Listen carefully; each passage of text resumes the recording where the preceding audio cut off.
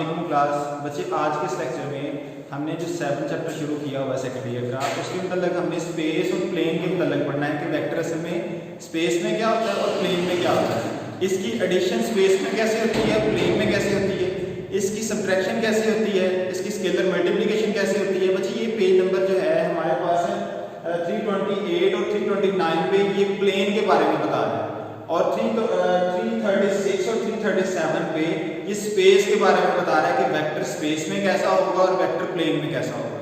तो बच्चे अभी तक जो आप लोगों ने किया है आई और जे कंपोनेंट वाला जो है, अभी तक जो 7.1 हमने कंप्लीट किया उसमें आई और जे कंपोनेंट किया था। तो आई जे कंपोनेंट इसका मतलब एक्स वाई प्लेन में है। इसका मतलब ये है कि वेक्टर आपके पास 2D में है, 2 डायमेंशनल है। इसका मतलब ये है कि आपके पास अगर एक वेक्टर पड़ा हो, जैसे इस तरह से मैं लाइन करता हूँ कि आपके पास एक्स एक्सिस है, ये वाई एक्सिस है, तो यहाँ पे जो भी वेक्टर पड़ा है तो मुझे वो है प्लेन। ये जो वेक्टर यहाँ पे पड़ा है ये ओरिजिन है इसका, और ये जो एक्स वाई है ये आपके पास ये जो वेक्टर यहाँ पे है ये कहाँ पे है बच्चे, ये है प्लेन में। तो बच्चे स्पेस में क्या होगा, स्पेस में आपके पास 3 कंपोनेंट्स होंगे। हम लेट करते हैं कि यहाँ पे आपके पास x है, ये y है और ये यहाँ पे z है। तो ये जो लेंथ बच्चे असल में है ये बेसिकली ये वाली लेंथ किस तरह से है।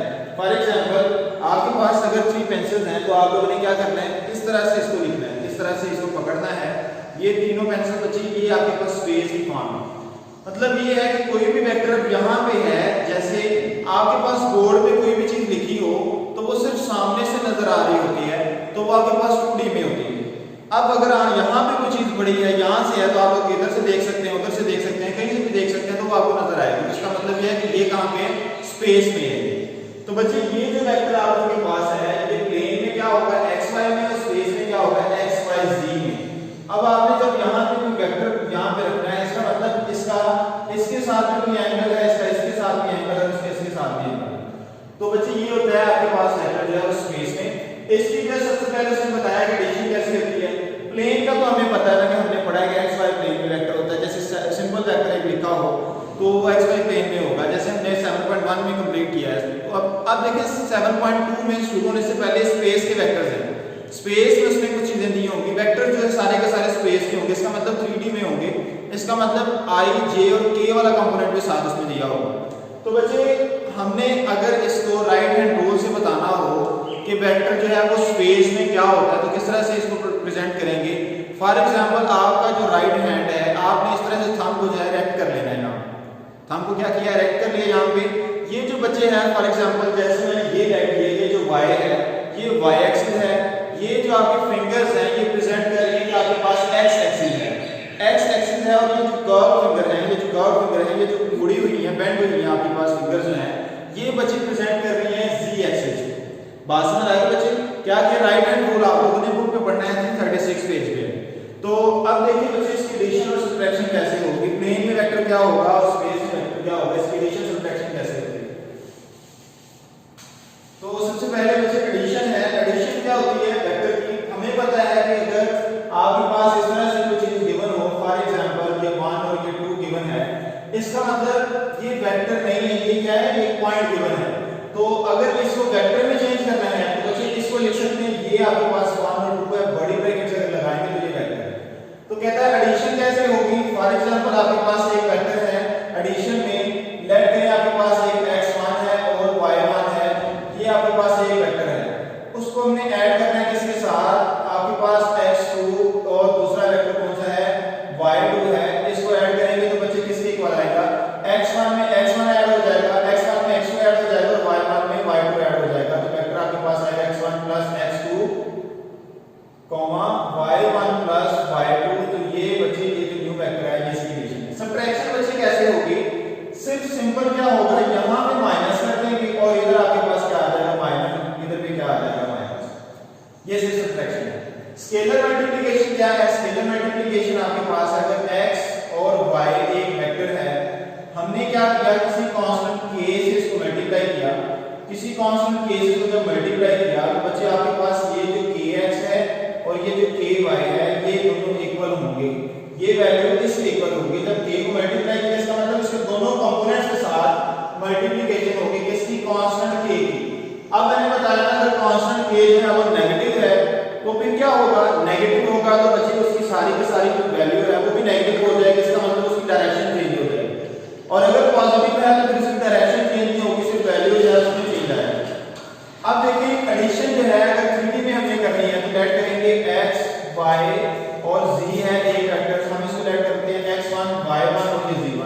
इसकी एडिशन करनी है हमें x2 y2 और z2 के साथ। तो बच्चे एडिशन कैसे होगी यहाँ पे x1 प्लस x2 और y1 प्लस y2 और z1 प्लस z2। बच्चे ये इसकी एडिशन है।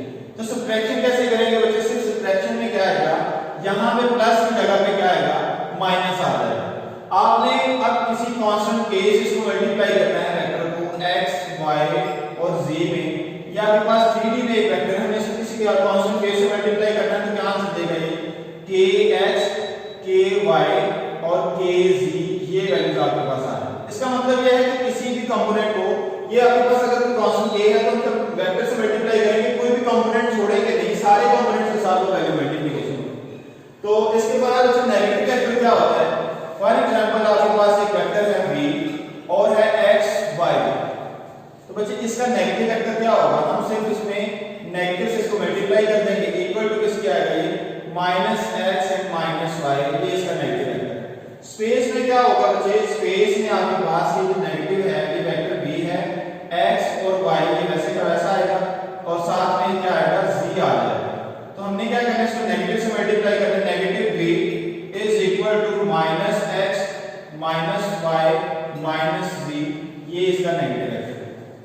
जीरो वेक्टर बच्चे स्पेस में क्या होगा और प्लेन में क्या होगा? जीरो वेक्टर आपने पढ़ा था, उसको हमने 0 से रिप्रेजेंट करते हैं, जिसका इनिशियल पॉइंट जो है उसके टर्मिनल पॉइंट से कोइंसाइड कर जाएगा, तो उसे क्या कहते हैं? वो आपके पास एक वेक्टर है और वो कौन सा वेक्टर है? जीरो वेक्टर है। एक ऐसा वेक्टर जिसका इनिशियल पॉइंट और जिसका टर्मिनल पॉइंट सेम हो, मतलब कोइंसाइड कर जाए, उसे क्या कहते हैं? Zero vector. तो अगर स्पेस में है, स्पेस में इसको किस तरह से लिखेंगे? और अगर आपके पास ये प्लेन में है तो आपके पास क्या आ जाएगा? सारे इसके कंपोनेंट्स क्या होंगे? 0 0। और इधर आपको लिखना है तो रिप्रेजेंटेशन इसकी वैसे ही है, जीरो वेक्टर की वैसे 0 के नीचे बार बार आ जाएगी, वैल्यू पे आ जाएगी, सारी तीनों वैल्यूज पे आएंगी 0। इसके बाद इक्वल वेक्टर बच्चे क्या होंगे? इक्वल वेक्टर जो है ये आपके पास डिफाइन इसकी पहले भी की थी कि दो वेक्टर कब इक्वल होते हैं? जब उसकी मैग्नीट्यूड इक्वल होती है और उनकी क्या होती है? डायरेक्शन क्या होती है? सेम होती है, तो हम उसे क्या कहते हैं? इक्वल वेक्टर कहते हैं।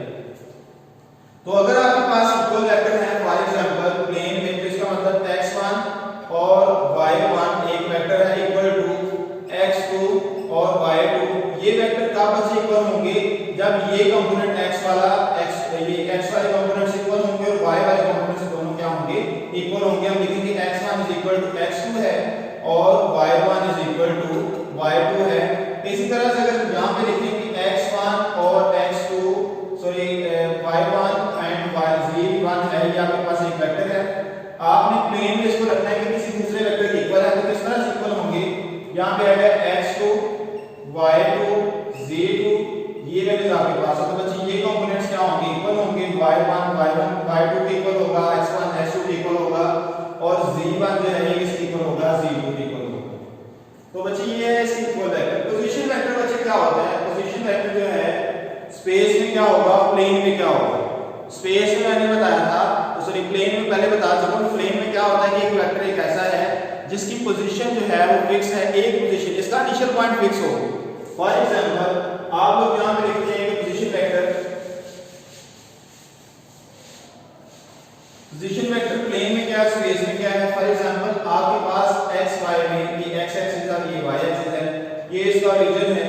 आपने एक वेक्टर यहां पे ड्रा कर दिया जिसका जो टर्मिनल पॉइंट है, जिसका इनिशियल पॉइंट जो है फॉर एग्जांपल वो रीजन पे है, तो फिक्स हो गया बच्चे। ये जो है वेक्टर मूव कर सकता है लेकिन इसका इनिशियल पॉइंट जो है वो मूव नहीं कर सकता।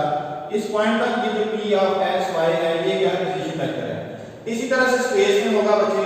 स्पेस में क्या करेंगे? आपके पास x एक्सिस और y एक्सिस और z एक्सिस होंगे, x y और ये z एक्सिस है। यहां पे कोई एक वेक्टर होगा जिसका इनिशियल पॉइंट क्या होगा? 0 0 0 पे फिक्स होगा। इसका ओरिजिन क्या होगा? 0 0 0 और इधर क्या होगा? सिर्फ 0 और 0। ये दो वैल्यूज आपके पास है। ये ऑर्डर पेयर में लिखेंगे, ये ऑर्डर ट्रिपल में लिखेंगे। इसे बच्चे कहते हैं ऑर्डर ट्रिपल, इसे क्या कहते हैं? Order pair. ऑर्डर पेयर से क्या हो रहा है कि सिर्फ दो वैल्यूज आपके पास हैं और इधर आपके पास क्या ऑर्डर ट्रिपल से बना दिया है कि आपके पास तीन वैल्यूज हैं। नेक्स्ट बच्चे क्या है? प्रॉपर्टीज ऑफ वेक्टर हैं, ये डिस्कस करेंगे। प्रॉपर्टीज क्या आती है वेक्टर की?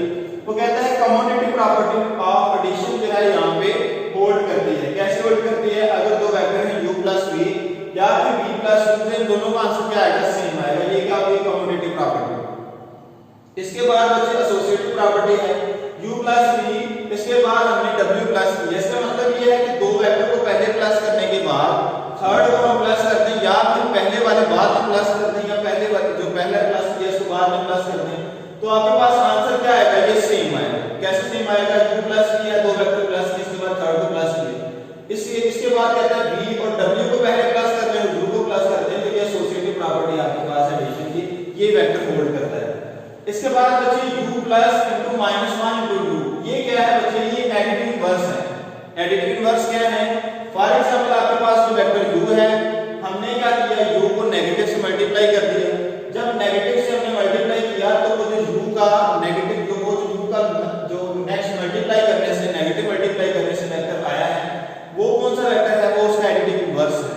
एडिटिव इनवर्स कैसे बच्चे? दो वेक्टर्स को प्लस करें, आंसर क्या आ जाए? 0 आ जाए। फॉर एग्जांपल बच्चे 2 है आपके पास एक नंबर, आपने कोई एक ऐसा नंबर प्लस करना है तो एडिटिव आइडेंटिटी यानी कि 0 आपके पास आ जाए, तो वो क्या होगा? -2। इसी तरह से 3 है तो 3 का नेगेटिव जो एडिटिव इनवर्स है वो क्या? -3।